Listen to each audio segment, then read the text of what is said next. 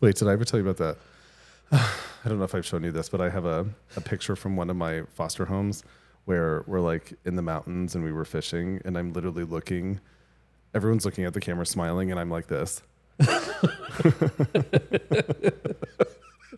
And you're probably just in your own world. I was. It was probably a butterfly, and I was like, "Wow, look at the butterfly."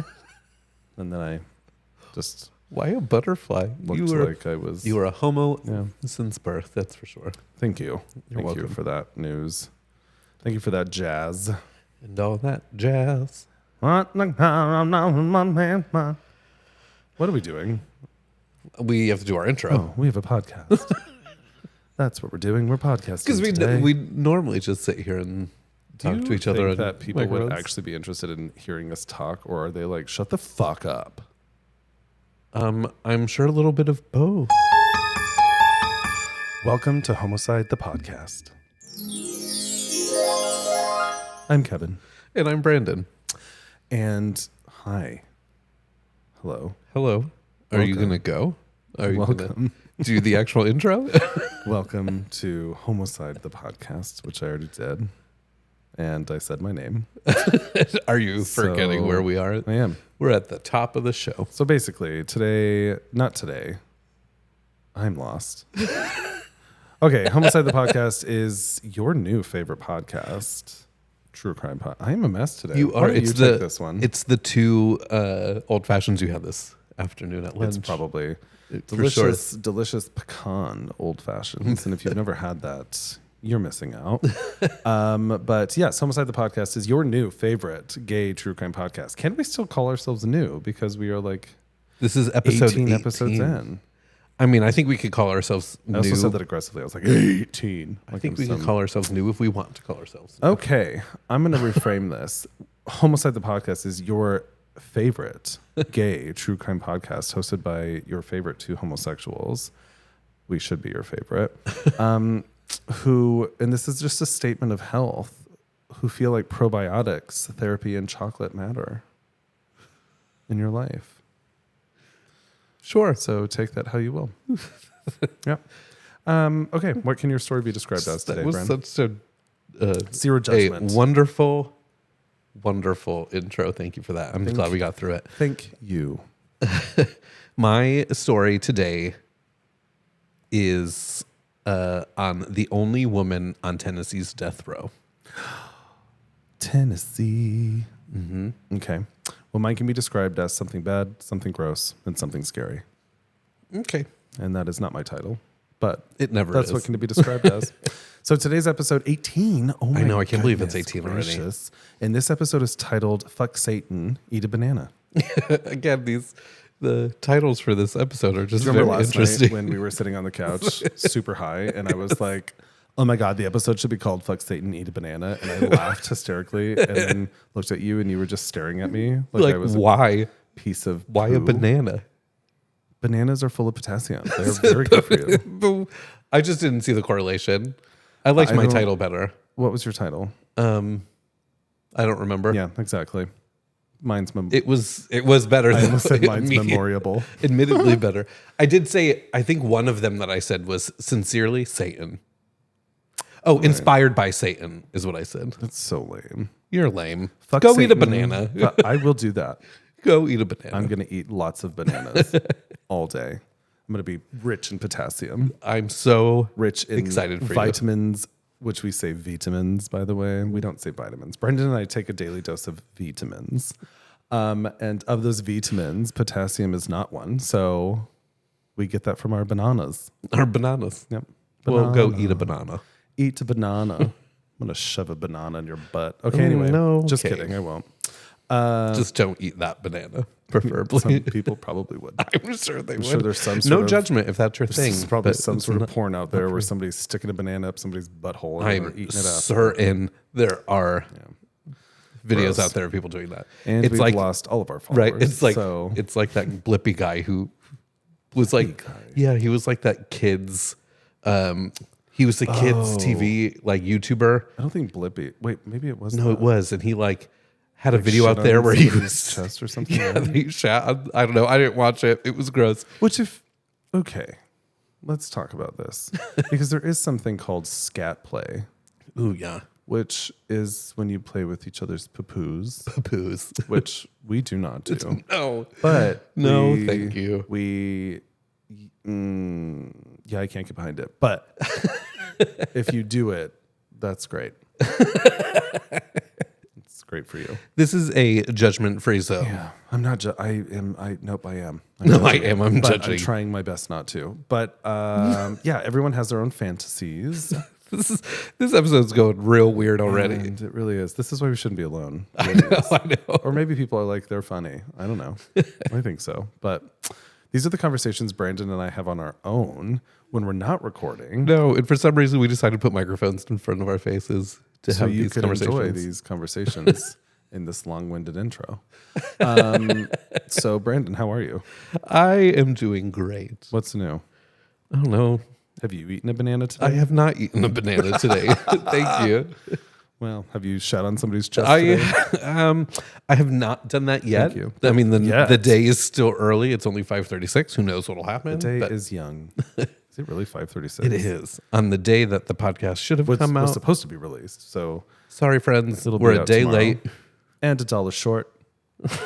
Wonder what that saying comes from. I don't know. It's probably a day late and $1 short. it probably ends up being something awful because all of those I know they're sayings usually turn into based on like sayings. some sort of racist type of, yeah, Jesus H Christ. That's also probably something.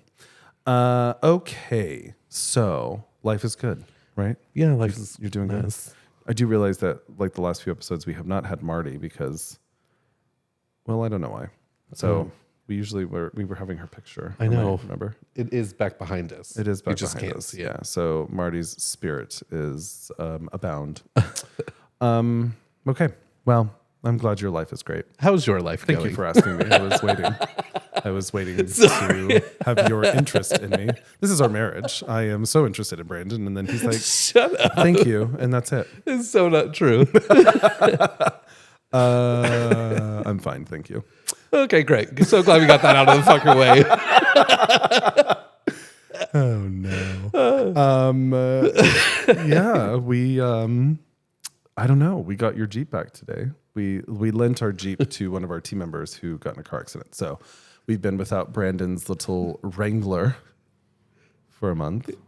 It is breaking news. It's breaking. It's the most important thing. But also our team member is so sweet. She went and got it cleaned and Yeah, it was super nice. It was really, yeah, it's super sweet. So I mean, we lent it to her for a month, so that's the least you could do. Just kidding. Shut the fuck kidding, up. I'm kidding. She's Savannah, going I to love listen this you. in office and be like, she's gonna be road, I love you. You know that. But anyway, yeah, no, feeling good. We've been in Tampa for a hot minute, and I'm definitely missing New York a little bit. oh, but- yeah, me too. yeah, but we'll be back up there soon at our apartmento. And but it's great to be back here at the agency, and we've had some really big kind of campaigns that we're working on and all that kind of stuff. So it's been nice to be back at our agency in general. So And it has been, but it's been like ridiculously busy. yeah, we've So been very, which no complaining at all. We are No, not so at all. incredibly fortunate and thankful to have such a successful business and amazing clients. And yeah, I have no qualms there, certainly. But you know, I've definitely worked until midnight several times. I would, yeah, it'd be great with like a little nap. Yeah, or like a good bowel movement without thinking about work. But instead, I'm like going through my email while I'm taking a shit. I mean, it's better than thinking about scat play while taking the shit. I have never in my life thought of that, other than to be like, ew. Gross. Yeah, which again, To each their own. yeah, wasn't there? I was reading. What did I read about somebody loving to be thrown up on? Oh, you're reading that? That book. What was It's a it great called? book, Boy Slut? actually. Yeah, Boy Slut. Really, really great book. In general, but there was a section where he like divulges that one of his fantasies is like somebody going down on him and like choking and throwing up, which yeah, you. But Yeah, I'm not for me. Any kind of bodily fluids, anything that comes out of your body, I don't need to be a part of. Now, have you been peed on before? I have not been peed on before. Do not ask me that question. I'm not going to ask you that question. Because I My have. parents watch this. I know somebody has kidding. peed on me before, and they will never do it again. And that somebody was Brandon. Oh Jesus! Oh, so might now edit I'm that out. sufficiently uncomfortable. You are wrong. I can tell. Getting a little red. It was awkward, and we don't need to talk about it on a podcast. So And that's the only thing we're going to tell you. Your parents probably think we play with each other's poop or something, but we don't. So that's I'm sure they don't even think about us playing with each other. Non-negotiable. We do have non-negotiables in our life, and that's one. Yeah, no poop, no throw up. No, yeah, no, and no pee. Honestly. Anyways, Yep. back to murder. All right, I'm glad your life is great. Okay, so if you're still with us, hopefully you are, please remember to subscribe. Watch us on YouTube if you like to see stupid facial expressions and us. I don't know. We are on YouTube at Homocide the Podcast. So go give us a little subscribe. But then also please follow us and rate and review. Yes, please rate and review. If you are listening, which we have lots of listeners, like out of the country, in the country. Right. I feel like our numbers are audience kind of in going up. Australia is growing, which is pretty exciting. Which we do love some Australian men. So if that's you, hi. Leave us a review. Why is my mic not working? Oh. And then Brandon, he went away. How long has that not been working? It's been working. I've heard Okay. you. Yeah. Don't you worry. Thank you. The so P much. made it in. I'm so grateful. Just kidding. Yeah, no, we have some Australians. Yeah. Which I can't do an Australian accent other than saying, that's not a knife. That's all I can do. So if you are one of those lovely people, please say hello and rate and review us. But anybody, yes, please. We would love to hear from you, hear what you think about the podcast. So please send us some information. Or / rate and review. Information on what? I don't your Homotown murders, of course. That would be amazing. Yes. Email us your Homotown murder, and then you could be on the podcast with us and tell us. And actually, we're going to have somebody on soon. Yeah, we have a few people that Yeah. have been saying they were going to get it to us. For like months. A few. Rude. We won't call you out. Brianna. Or we will. Andrew. Hillary will be doing one. Yeah. And Anyway. Julia said he's going to do one too. Julius did say we just had. Oh my God! It was Pride this weekend. It was Pride in Tampa. Which, if you don't know Tampa, it's actually a pretty great city in general. But the gay community is pretty awesome here. So we went to Pride, and actually we brought your parents. We did, which was a For lot the of fun. first time, and it was really, really. It was so awesome, and how fortunate that we get to experience that with your parents as somebody who's married to you, but also as your parents. It's a lot of people don't get to experience that. I completely agree. It's pretty awesome. But we did see Julius. And if you aren't familiar with Julius, which I don't know how you would be, but now you will be, follow him on social. He is Walking with Julius. He's on a journey of health, and he is awesome. And he'll be on the podcast soon. Yeah. And we actually had a mini version of a podcast before where we used to talk a lot of shit called We So Basic did. Podcast with him. And our friend Marissa. And Marissa, and Jason was on, and Yeah, now that's not and around that anymore. doesn't exist. So here we are. Anyway, okay. So today's episode: fuck Satan, eat a banana. Yeah. Brandon, I think you go first today. I do, and I'm excited because I like my story. Yeah. However, when I looked it up, it sounded like it was more satanic than it actually is. So that's why mine's more inspired by Satan. Okay. But it's still a really good story. So you wanted to make a title. I mean, that it's an interesting was story. more about you, without thinking about others. I mean, of course. Yeah. All right. Well, story of our life. I'm sorry. You also said that yours is lighter on the Satan side. That's why I said inspired by Should we now, instead of saying Satan, call him Satan? Satan. Not to be confused by Satan. Which to all of our is- vegan friends out there. Yes, delicious alternative to meat. Satan. But Satan is different than Satan. Satan. Yeah. Yes. All right. So instead we're saying, fuck Satan, eat a banana. You're so gay. We're dumb. All right. You did all that. You're welcome for this excitement in your life. I appreciate you so much. What would your life be without me? Really boring. I'm sure if you asked some people, they'd be like, he would be better. Same for you though, love. Yeah, maybe. I don't know. It would be better. I'm just kidding. I'm kidding. I mean, we could end it. You're my wow. And today is the last episode of And on Homicide the Homicide. podcast, the two husbands hosting got divorced. Great. No, oh my God. Okay. Not yet. We have literally just talked bullshit for the last 15 minutes. We so have. if you're still here, thank you. We appreciate We you. do. Because that And just got real weird. It did. It did. And we're here for that. Yeah. So if you would like to start, I'm down. I think that would be great. And then if you're still hanging on, here is your first murder. Murder. Wasn't there a song that was like murder? Yeah.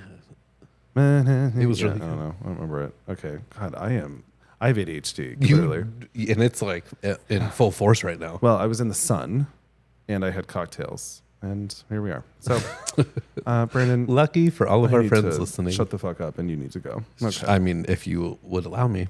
Go. Okay. All right. So have you ever heard of Job Corps? I have. My sister was in Job Corps. Of course. Yeah, it's where she met her, 6 husbands ago.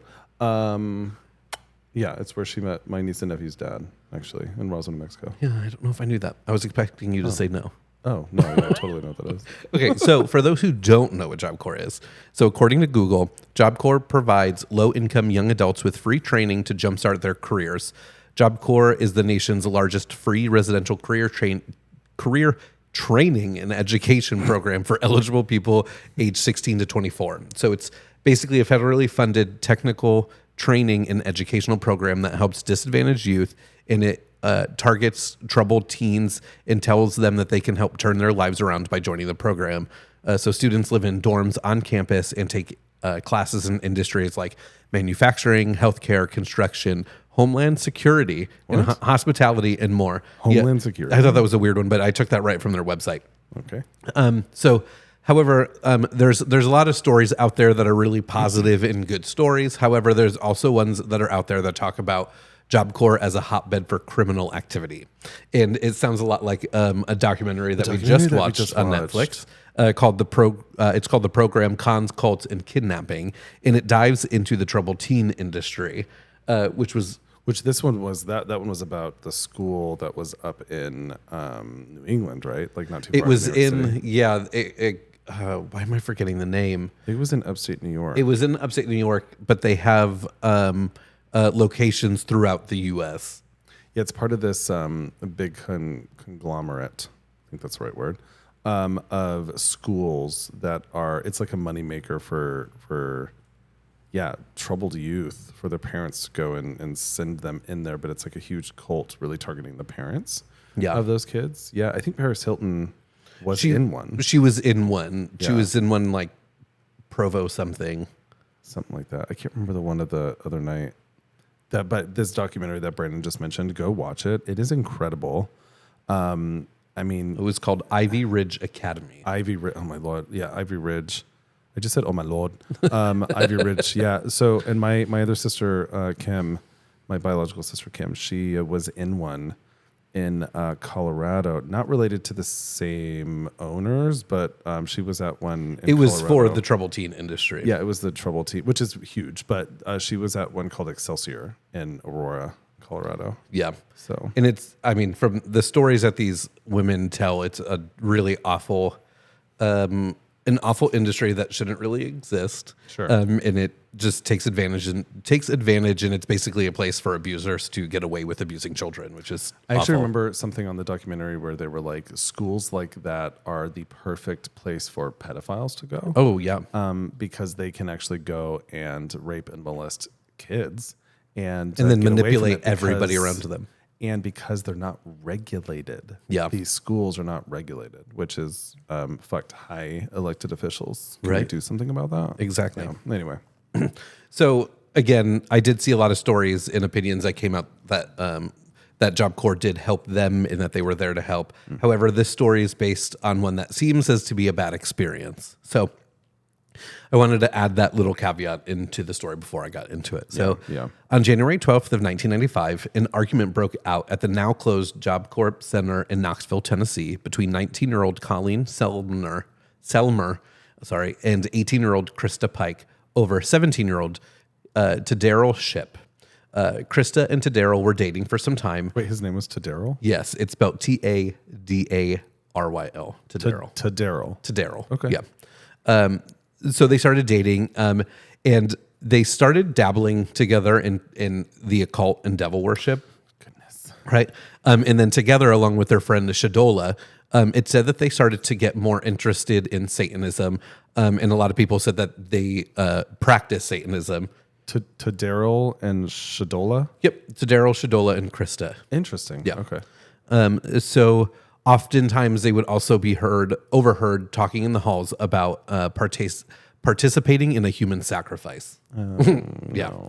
Well, eventually, Christa started to believe that Colleen wanted to be with Daryl. There were rumors that she was flirting with him, and that she wanted to steal him from Christa, and she wasn't really having it. It was even quoted that she told Daryl that little whore has to be taught a lesson.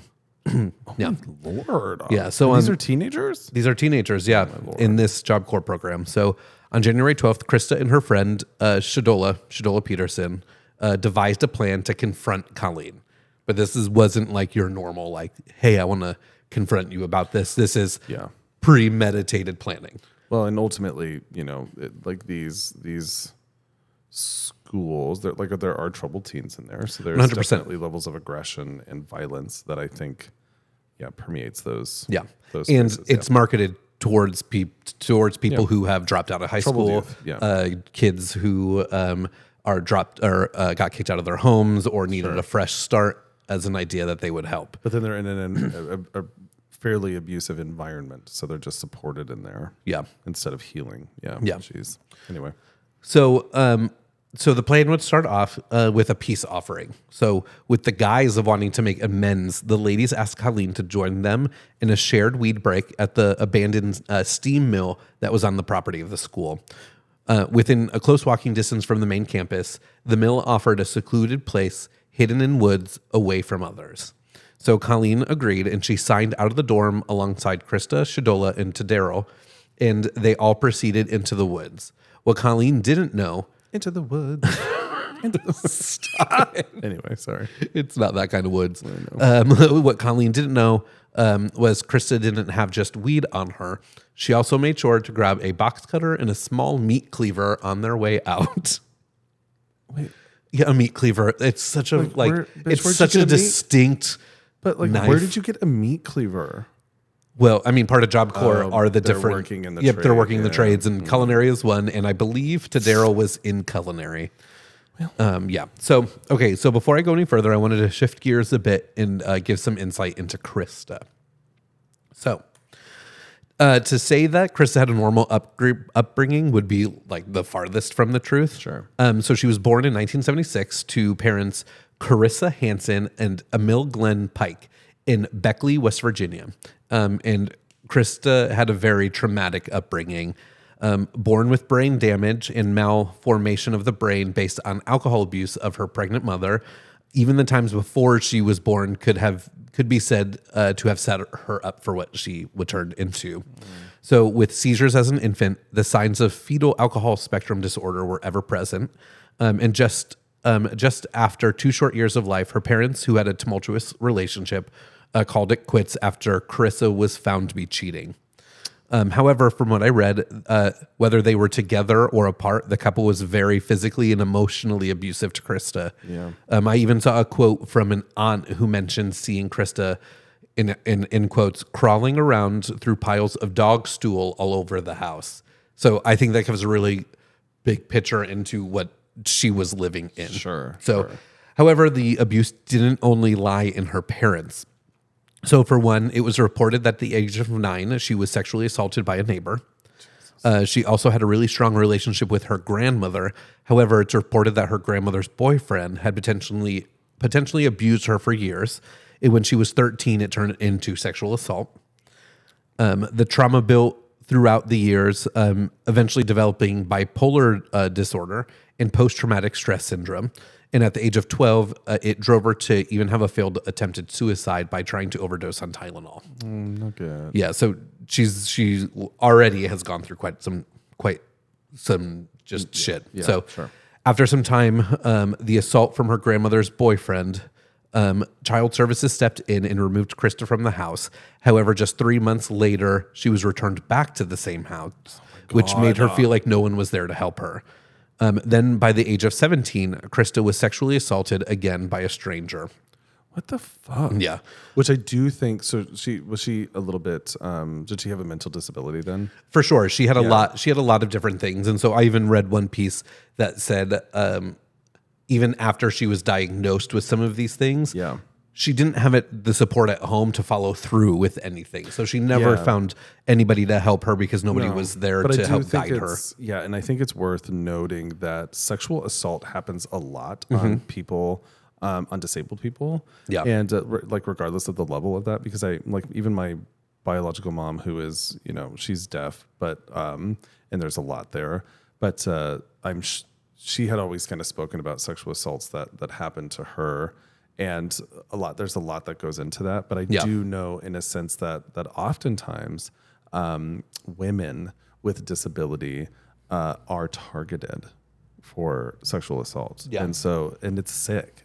So first off, it's all sick, but this targeted, with these people, it's just, ugh. Anyway, okay. So,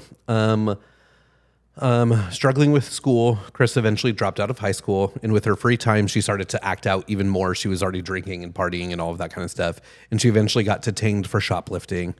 And by 1994, Krista was trying to figure out what to do, so she decided to join the local Job Corps and train to be a nurse, just like her mother. However, according to an article I read on a site called Mercy for Krista, which I'll get into later, she didn't know what was in store for her. The program was full of violence, and allegedly students would walk around with razor blades for protection, which only caused her trauma from childhood to get even worse. So eventually, Krista met Tadero, who was studying culinary arts, and from the beginning, they were a match, which ended up making them get into trouble more than anything else because of their relationship. Yeah. So back to the night of January 12th, 1995, the group signed out of the dorms. And they made their way into the woods. Pretty soon into their walk, when Krista realized that no one would be able to see them, she immediately kind of went at Colleen, asking her questions and accusing her of trying to sleep with Tadero, all of which Colleen denied, which only angered Krista more. So this is where the trigger warning should come in, because it gets a little graphic. It's not too crazy, but it is a little graphic. So quickly, Krista got angry as she felt that Colleen was lying. She grabbed Colleen and kneed her in the face. She then grabbed the meat cleaver and sliced Colleen in the stomach. Tadero then gashed her across the chest, which I read that in a news article. So I had to look up what does gashed actually means. It's basically just stabbed her in the chest, but pretty deep, I guess. With the box cutter, I'm assuming? It didn't say which. Okay. Isn't a meat cleaver like the pounder? Or yeah, whatever? It's like the bigger metal one, but this was a small version of that. So it was a small, a meat cleaver is like a wider Got it. Okay, yeah. piece of metal. Got it. Okay, yeah. Like squarish, rectanglish. Yeah. All happening quickly, Colleen cried out and begged them to stop. However, they didn't. Using the box cutter, they proceeded to mutilate Colleen's body. They even carved a pentagram into her chest with the meat cleaver, which the media went wild with and drove this narrative, them being a demonic teenage killer, even more, because when you carve a pentagram, it's seen as a satanic kind of ritual. Why would you do that? Well, exactly. So for about 30 to 40 minutes, both Krista and Tadero went at it as Shadola watched as a lookout. So by the time the duo started to get tired, Colleen was still alive, covered in over 300 wounds and bleeding out. Krista, out of exhaustion, anger, and whatever else she was feeling at the time, grabbed a chunk of asphalt nearby. So she went over then to Colleen, lifted it up, and drove it down repeatedly onto Colleen's head, killing Colleen after nearly an hour of torturing her. Then the three got up, covered up her body in leaves, and then went to a nearby gas station to wash up. They dumped a box of Colleen's belongings, like her ID, and headed back to the dorms around 11 p.m. However, before they left, Krista made sure to grab a fragment of Colleen's skull as a souvenir. Ew. Yep, she just grabbed it and put it in the pocket of her jacket, which it kind of just goes to show. That's why I wanted to do a little bit of that setup of who she was, because it shows that her brain is not. She's obviously doesn't know what she's doing because she's willingly killing somebody and taking people. Like, it's just, it's awful. I would say she probably knew what she was doing. But Well, I mean, I'm sure she knew what she was doing, but the idea that I don't even know where I was going with that. I don't either. Like, she's insane. No, she's completely insane. But it's like she's insane enough to be able to go and do that, which is the problem. Yes. Yep. Yeah. Anyways, when Christa got back to the dorms, instead of keeping quiet or trying to hide anything, she decided to tell all of her friends, and she even showed off the skull fragment. Of course. Yeah. So the next day, an employee of Job Corp was walking on the property and saw what he thought was a pile of animal remains. However, as he got closer, he was shocked to find an actual body. So with the rumors going around school, as soon as the police got to the school, they knew where to go first. First checking the logbooks, the police saw that the 4 left together. However, only the 3 of them arrived. Then they went and took all 3 teens in for questioning and started to search their rooms. And in the search, the police were interested to find a satanic Bible and an altar into Daryl's room. And then they found some other stuff in Christa's room, including the fragment of skull in her jacket pocket. So when questioned, Christa confessed to the murder, but she insisted that it was an accident, telling them that they were only trying to scare her and it got out of control. Which, then you wouldn't have. How do you go a out meat of control cleaver. to kill someone? Yeah, but also you wouldn't Exactly. have brought the tools to. Like, Yeah. Okay, it's stupid child. Like, it was premeditated. You knew what you were doing. Yeah. Yeah. So she also told the police, and I have it in quotes, I said, "Colleen, do you know who's doing this to you?" And she was just going, I told her to shut up.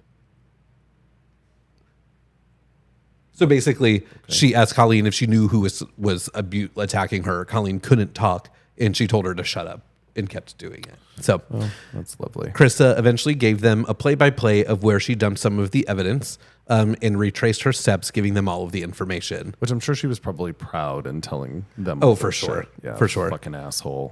So Christa and the others were obviously arrested and charged with murder and conspiracy to commit murder. So on March 22nd, 1996, the trial began. And really there wasn't much to prove Christa innocent because she told them everything and she had pieces of her skull and all this. So after 2.5 hours of deliberation, the jury came back with a guilty verdict on both counts.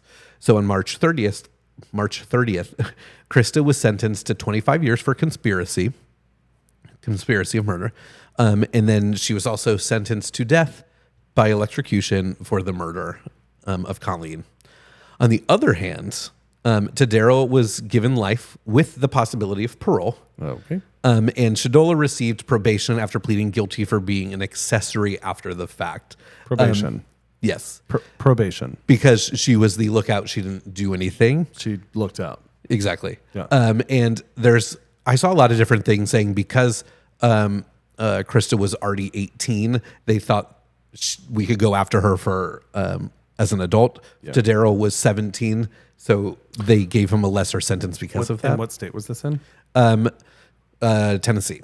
Okay, because this is interesting because it makes me think of what we were watching last night, which was that New York City homicide show that we're watching. And they talked about that in New York, that if you're even there, you're not the one who committed like actually killing somebody, but you were there at the scene, you are charged with the same. Yeah, like, which you should. I mean, you aren't stopping it. You were you're actively helping for it. Yeah, like that was your job. Yeah, Was to look and out. I didn't see anything anywhere that's made it sound like she thought like she had to, or that she would be threatened, she's or an that asshole. she'd be hurt. No, she did it. So I think probation for something like that is getting off and easy if you're for sure. and if you're out there, you are a murderer. Done. Yeah. Okay.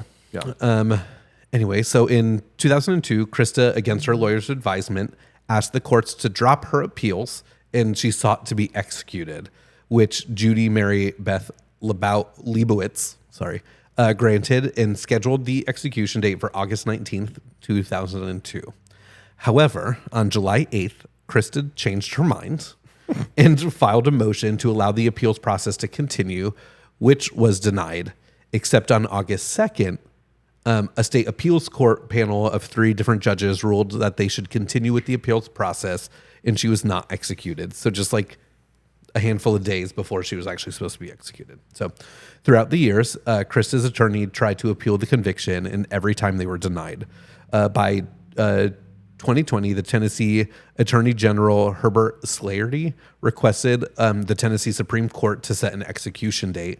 However, because of COVID, Christa's lawyers were able to get an extension by the court, allowing them more time. And there was some other stuff where they tried to appeal some more, and it was denied. So currently, Christa is still on death row, awaiting her execution date for murder that happened in 1995. Wow. Yeah. So I have some facts, interesting facts in here. Most of them are quotes. So Christa was once quoted after the murder saying, "I had more than my fair share of trauma growing up, and I realized that," I knew you were going to shake your head at that, "and I realized that so many others that didn't commit violent crimes."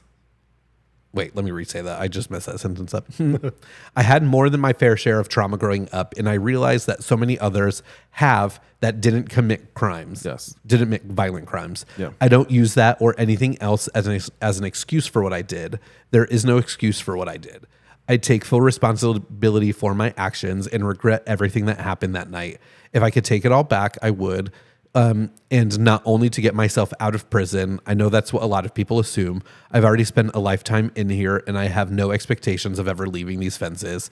That's not what it's about. I only want my situation to be looked at now through the eyes of logic instead of anger and unanswered, instead of anger, and answered the question of if I deserve to die for a crime committed by 3 people. I'm not even close to being the same person I was over 25 years ago." Which, I mean, yes. However, you've also been in prison, and you couldn't really continue to be that person. Yeah, but it's also a really interesting response, because I would agree that you are one of 3. Yes. And this kind of goes into the death penalty debate as well. But I feel like I'm actually happy to hear that, to be like, I went through my fair share of trauma. Like, so did I, and I'm not murdering anyone. Exactly. In general, well, not in general. I'm never murdered anyone. But she's also not using it as that crutch to be like, exactly, that's why I did like this. She's not. Yeah. Like she's actually identified, and that sounded really just. I'm assuming this was like years after. I didn't say when. The only thing I don't like is her saying, like, I want people to think of this logically. What you did was not logic. No. Like, so how could anybody think of that and logically? I feel like people are absolutely allowed to be angry. Yeah. And act out of anger, especially the person's family who you killed. Yeah, so I agree. It's a difficult thing. Yeah. With that, the last fact I have is a letter she wrote to Daryl after sentencing, which is completely different and interesting. So I'll say that one last. Okay. So I have 2 more before that. So again, I mentioned a site called Mercy for Christa. It's basically a support site that talks about how when you're that young, the brain development in some with adolescent brain damage paired with the untreated mental health conditions to be taken into consideration.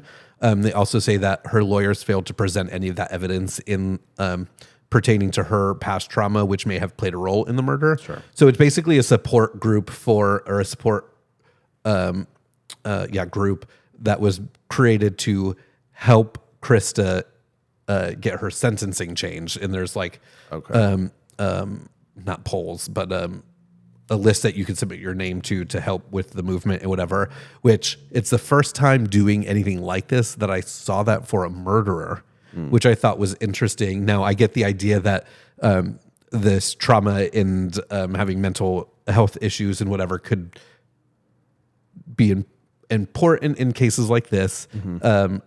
But I thought it was interesting, and it made me think of that saying, like, are murderers born or made? Yeah. And like for me, I think she was, I think in a sense, born because of the trauma that she was induced before she was even born. I mean, but yet she was bred into abuse, and does that play a role? And I think it's an interesting thing to think about. However, it's still not okay that she did it. Her environment also, I think, contributed too. Yeah, absolutely. Yeah. So another interesting fact, in 2001, she was a part of another attempted murder while she was in prison, which I think it's the parallels of her story, because there's pieces where you're like, I might feel a little bad, but then you did this shitty thing. And so she was a part of another attempted murder while she was in prison, which she was charged first-degree attempted murder. And allegedly she was recorded saying, I wrapped that shoestring around her and tried to choke the ... life out of her. She was passed out on the ground, mama, twitching, foaming at the mouth. Her eyeballs was bulging out so far, her eyelids were flipped up. Okay. So she got sentenced and charged for that. So, okay, so this last one is a letter that she wrote to Daryl right after the murder. She put, Hi, love. I just want you to know how much I love you. I have 10 months left to live. Imagine that. I'd spend every moment with you if I could. Baby, I want you to tell them you lied in your statement and go along with mine, okay? Please write me. I miss you so much. You see what I get for trying to be nice to that hoe? I went ahead and bashed her brains out so she'd quickly die instead of letting her bleed to death, and they fucking fry me. Ain't that some shit? Please write me and tell me what you're feeling. Also, tell your lawyer if he wants me to testify for you, I will. Love you for the rest of my life, little devil. Wow. So that gives some perspective of her mindset right after the murder. I hate her. Yeah. So Christa's a see you next Tuesday. I almost just went How with you it. just stopped. I that. did. She's a cunt. That's Chris is a cunt. So yeah.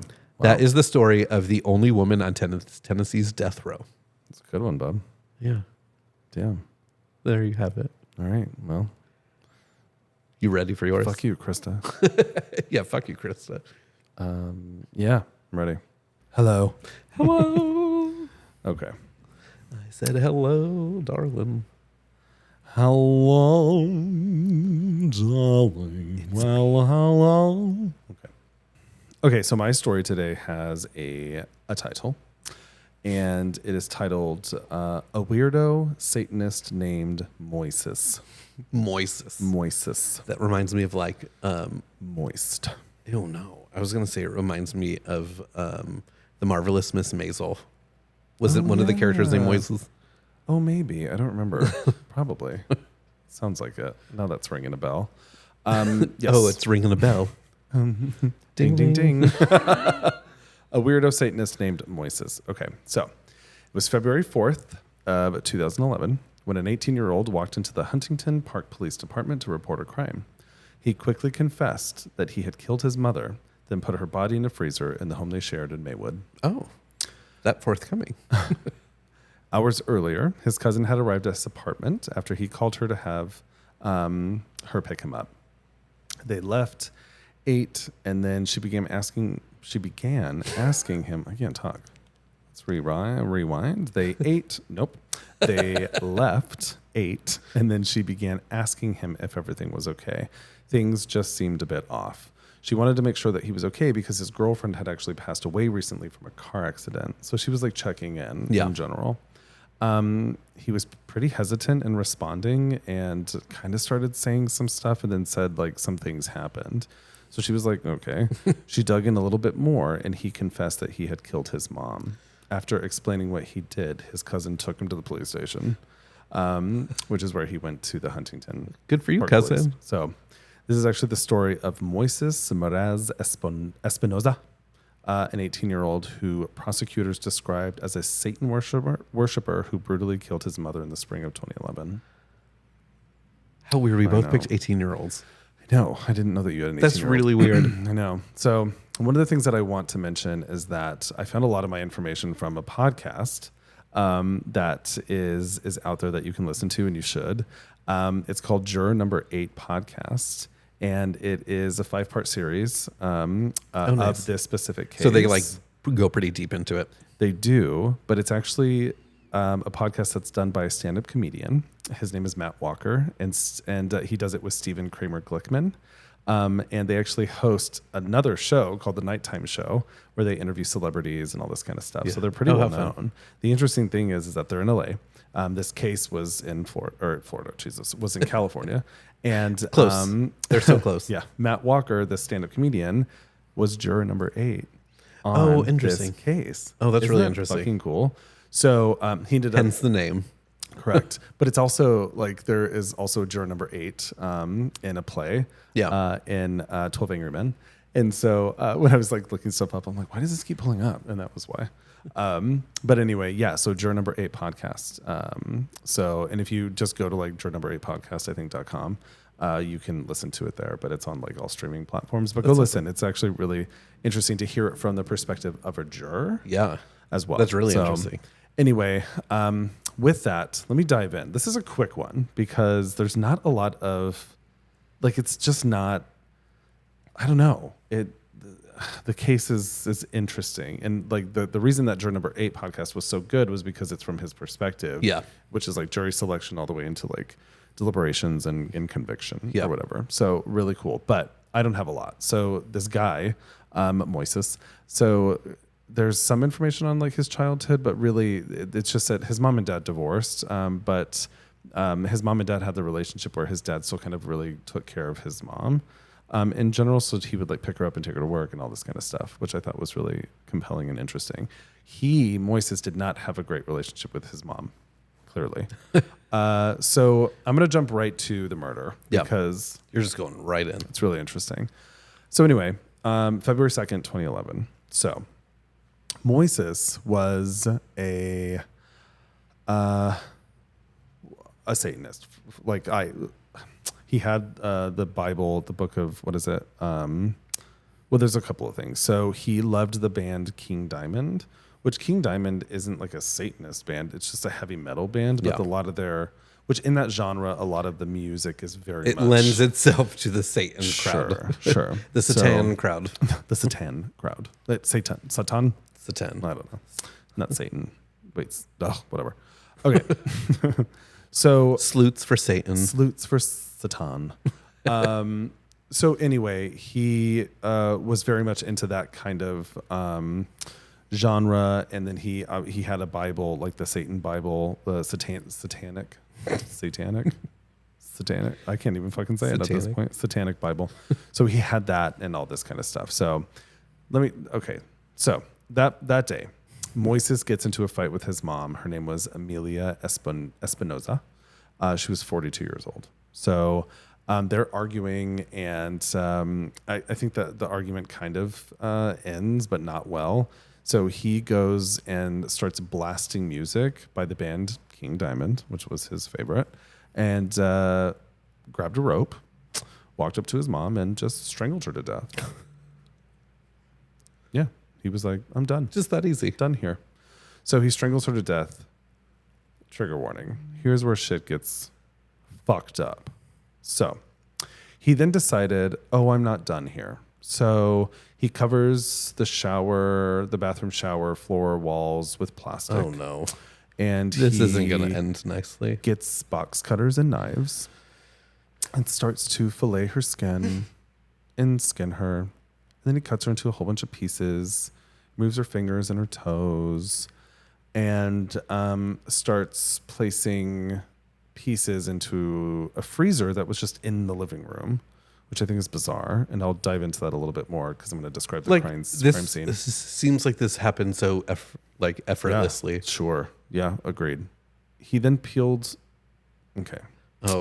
He then, when you start a sentence with he then peeled. Like, peeled is such a horrible word. That is, I don't want to know what he peeled. Like you peel a banana, right? But this is horrible. So he cuts off her head and peels the skin off of her head, removing all the contents. We should have said trigger warning there. I did. Trigger warning throughout this entire thing. He then carved upside down crosses into her skull. Oh my gosh. He then placed her skull into a backpack, carrying it around for the next 2 days. What? So, yeah. Like carried it around with him? Yep. So that's just the murder in general, right? So the murder is like gruesome and brutal and whatever. So from that podcast, obviously he had Matt had like this view, obviously into the crime scene as a juror because you have photos and all this kind of stuff. It is horrible. Ugh. So I'm going to describe kind of a little bit here. Gosh. So this is obviously, awful. I know. So he turned himself into the police station. He confessed literally within 2 days. And so they, of course, locked him up. And so at the start of this trial, the judge is like, this is a very graphic. Like, please be prepared because this is going to be quite graphic. Oh my God, I couldn't imagine having to look at all of those. No. So I'm going to describe the crime scene in general. So the crime scene, full-size freezer on the floor of the living room that was unplugged and laying on its back. It's really bizarre, but just imagine that in some apartment so that it's in the middle of the, okay. Yeah. There's blood everywhere. It is a very, very messy crime scene. So the shower was covered in blood. Oh my God. There were plastic tarps, like places with blood. There was an electrical circular saw found with pieces of bone, Oh my God. blood, and flesh stuck to the blade. They found skin and muscles and additional body parts stored in plastic bags in the freezer. The freezer was not plugged in. What was the point of it just as like using it as a trunk? Like, No. So images in the trial showed gruesome photos of body parts that were being cataloged. So this jury had to sit through photos of, like, he even describes like them holding up a toe and him being like, oh my God, that's a toe. So very interesting. And it was like cleanly cut, like just horrible. So anyway, that backpack had her skull in it. And as I said, he had peeled all the skin away. He removed all the teeth, the eyes, like everything. oh my God, It was this an is empty disgusting. skull. And he actually, I know, he How, actually, how anybody and that's his can mom. do any of that? Like, Yeah. So he also talked about like so the skull looked like he was like, it was clear that there was like still some blood on it, but it was like a clean, it was just a skull. yeah. And so, and then he, of course, had carved those upside down crosses into the skull as well. Now, the narrative of the satanic stuff was really pushed here because, when he was gotten in prison, he got a tattoo of the same upside down cross on his neck. Oh, that's great. But, and then of course they found a copy of the Satanic Bible at the scene too. Yeah. But, the logo of the band King Diamond is also an upside down cross. So they really push this narrative, which I'll go over a little bit into the satanic stuff because it makes sense, especially with like carving upside down crosses in your mom's skull. Like that's just it's crazy. But then there was also awful. a part that he described it, and I won't go too into it, but it was like her hip section where her private parts are, and he took all that out, so it was just this gaping hole. It's awful. Like it's pretty fucking awful. So anyway, It's terrifying. Yeah. The thing to note here is that there were no internal organs recovered. No clue where they are. None. No, Like none. that's It was that's weird. And he never body admitted to parts, what he no, did with it. No. So during the trial, they brought in a satanic expert. So he did this on February 2nd, and there's a significance to that date. And it's a satanic holiday that's called Candlemas, I guess. And it's the halfway point between winter solstice and spring equinox. Basically they say that you need to commit sacrifices on that day. Oh, cool. So the Yeah, that sounds fun. expert states that his mom was likely a human sacrifice And like, to like meet that. You know. and there was like no rationale behind why it was just. No. Yeah. So the music that he was obviously Moises. listening to was satanic, according to an expert. They also found his hard drive, and he had Google searches that were like satanic rituals, Satanism, images of album covers depicting the same stuff. He looked up human sacrifice, and then he would also look at the lyrics of the King Diamond songs, which also were like similar to those searches too, in general. So I feel like some people shouldn't have access to be able to search things like that. yeah, I mean, the internet's a crazy place. It's for sure. But so ultimately, they get in a fight. He decides to kill her, and then he just literally mutilates the shit out of her body. It carries around her skull for a few days. He had his like other bones of hers, like he had her bones in a bag or something, and it's wild. And but when his cousin kind of came and picked him up, he went in and confessed in general. It's such a weird story. Just like he's like, okay, I guess I'll go in and tell them. Yeah. So Moises, and he does, like he just goes and like divulges it. Or Like it's whatever, nothing. basically. Yeah. And so, again, like this was a quick one, but I Yeah. was like, this is really fucked. And the interesting thing about this other podcast, which I encourage you to go listen to for sure, Juror Number 8 podcast, the verdict, the Los Angeles County Superior Court judge was Thomas McNew Jr. He actually is quoted as saying that the slaying, quote, certainly ranks up there at the top of the most disgusting, hideous, and vulgar cases that he has seen in 50 years. Yeah. In legal profession. So I couldn't 50 imagine years. anything. Yeah. worse. So Norwalk Superior Court jury deliberated just over a day. So again, Matt was a part of that deliberation. And of course, they found him guilty of first-degree murder, and he was sentenced to 25 years to life in prison, which is interesting. So, yeah, again, really not like a huge thing. There was a lot of information. That was a in quick general, but really fucked up one. I know. Well, and just like, the photo, like I don't even know. Like it was, Right? I was reading it and I'm like, this is just gross. It's awful. Like it's gross. Like it just is. I mean, I don't think there's really any reason to kill anybody, but this is like, why would you, the whole idea of not just killing, but taking the body apart and doing stuff with that is like, killing is one thing. And it's his that mom. is another level. That is like, there's something absolutely wrong with the situation and with him. Totally. And like, I don't get how somebody could go that far. Like, and I think teenagers in general don't love their parents, right? Because it's just like adolescence is a wild time. So and apparently she was like, she did not like that he listened to the music and was like getting into this satanistic shit in general. But to like go and murder your mom and then literally tear her body apart.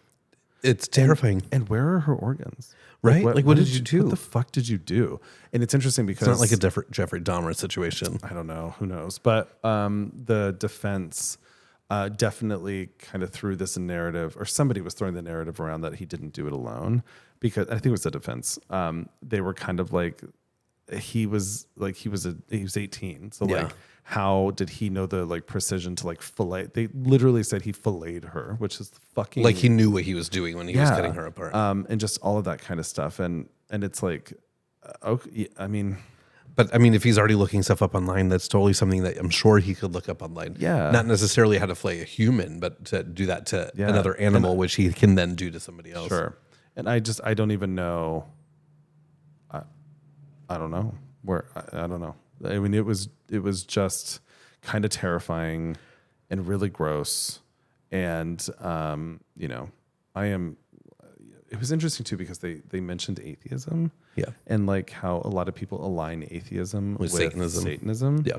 And I thought that was really interesting. But even like, I guess the church of, or whatever, of like the Satanists are like, human sacrifice is actually not a part of it. Yeah.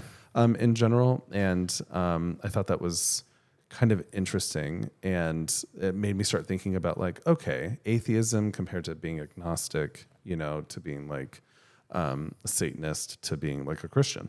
Yeah. And it's interesting kind of this ideology that travels. Yeah. These well, there's a lot of parallels with it all. There are. Yeah. And it was just kind of, my mind starts to go to like, what was he thinking? Yeah. Like, what was like, do people, it's like murder is such a permanent end. Yeah. And like, do these people realize that? I don't, and maybe they just love. I don't know. It's fucking crazy. Reading this insane. One, I was like, there's just not a lot of like stuff here or backstory or anything else to like add into this, and just like, this is what happened. Yeah. In general. But I do think that the tie-in with Matt Walker and Stephen Kramer, Glickman, who did this, Matt really is who drove the podcast with Stephen responding. But it was really compelling to kind of hear him talk about it. And the episodes aren't that long. It's like 15 to 20 minutes. Yeah. And I think that there's 6. And he like goes through like the jury selection process to crazy. Like the trial. Yeah. Like it's actually it was really cool to listen to. I listened to it all. And I didn't take too much from him because I encourage you to go listen to it because it was really interesting. You can do it in one day like I did. And it was just really yeah, well done. But also really, really interesting to hear it from the perspective of a yeah. juror. Yeah. And because I've gotten called to jury duty a lot, but I've never served. I haven't had Oh, to. no, I haven't either. Yeah. So to be like into this one and be like, oh, here's this fucked up murder. Right. Is like, and getting, like, living your life and getting thrown into this. And then all of a sudden you're seeing these awful images. well, he said that the images like have burned in his brain. Oh, I'm sure. And I can only imagine. It's just the U.S. government traumatizing people.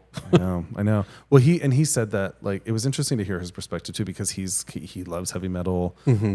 Like he could kind of, I wouldn't say sympathize, but relate understand to a degree how maybe it wasn't totally satanic in his opinion, which I thought was really interesting. But he was like, at one point he was like, they played the song and he was like, oh, I need to make sure that I'm not like jamming to liking this song or whatever, because this, whatever. And I'm like, fuck, man, that's interesting. But it was a really interesting one. Again, a quick story. Yeah. That was a good one though. Yeah, like brutal and awful and disgusting, and like don't do that to people. I don't know. I mean, just don't kill anybody. Yeah. Jesus. Life lessons. Don't kill anyone. I love how at the top of this show we were just like a hot ass mess, and now we're both like, wow. I wouldn't say we. Oh. Well, I think that I could agree with that. Yeah, that one was wild. So, episode 18. Dang. Fuck Satan, eat a banana. Wait, what was it again? Fuck Satan, eat a banana. Why am I like this? I don't know. I ask myself that all the time, but I signed up for it. So. I could fit into I had a bad childhood and I have trauma and it's made me weird. Well, let's not murder anybody though. Yeah, I'm not going to do that. Please. Yeah, I'm not going to do any of that. Like ever. I think I hope not. I think I'm all right. Right? Like, do you? I mean, so far. You better figure out how you answered that real quick. Just kidding.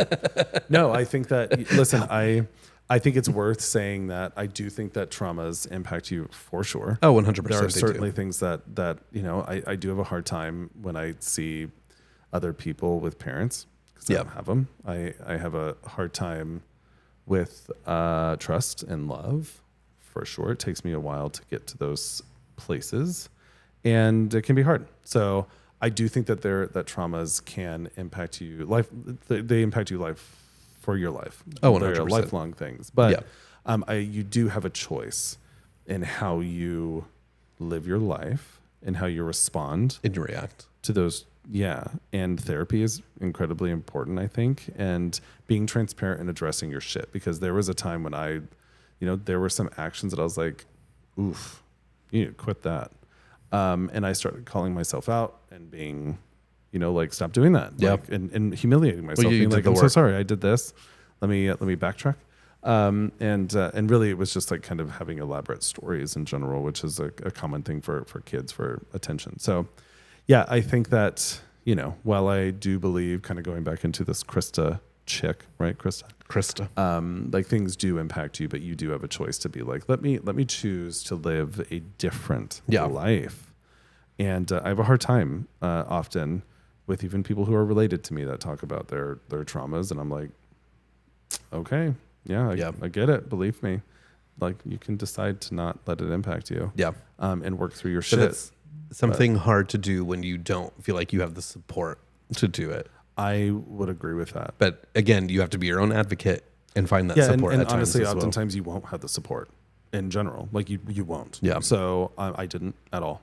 And there's oftentimes that I don't even let the support in. Yeah. If I do have it. So yeah, I decided when because I got kicked out when I was 18, and from my adopted family.